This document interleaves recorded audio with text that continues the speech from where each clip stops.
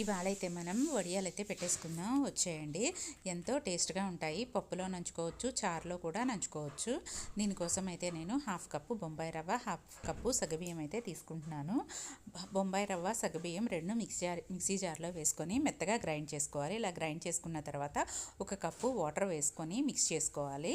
ఇలా మిక్స్ చేసుకున్న తర్వాత మళ్ళీ హాఫ్ కప్పు వాటర్ యాడ్ చేసుకొని మిక్స్ చేసుకొని ఒక బౌల్లోకి తీసుకోవాలి. ఇంకో హాఫ్ కప్పు కూడా యాడ్ చేసుకొని బౌల్లోకి తీసుకొని పక్కన పెట్టుకోవాలి. తర్వాత స్టవ్ మీద ఒక పెద్ద గిన్నె పెట్టుకొని 7 కప్పుల వాటర్ యాడ్ చేసుకొని సాల్ట్ వేసుకొని మిక్స్ చేసుకొని వాటర్ బాయిల్ అవ్వనివ్వాలి. వాటర్ బాయిల్ అయిన తర్వాత మనం కలిపి పెట్టుకున్న పిండిని ఒకసారి మిక్స్ చేసుకొని ఈ వాటర్లో వేసుకొని కలుపుతూ ఒక 15 మినిట్స్ అయితే కుక్ చేసుకోవాలి. ఇలా 15 మినిట్స్ అయిన తర్వాత ఇలా చిక్కగా అవుతుంది. అప్పుడు మనం ఇందులో నువ్వులు, రెడ్ చిల్లీ ఫ్లేక్స్, కొత్తిమీర, జీలకర్ర అన్నీ వేసుకొని బాగా మిక్స్ చేసుకోవాలి. ఇలా మిక్స్ చేసుకున్న తర్వాత స్టవ్ ఆఫ్ చేసి చల్లార పెట్టుకొని ఒక క్లాత్ తడిపి పిండేసుకున్న తర్వాత ఇలా వడియాలు పెట్టుకొని ఎండబెట్టుకోవాలి. తర్వాత ఇలా తీసుకొని ఎండలో ఆరబెట్టుకోవాలి.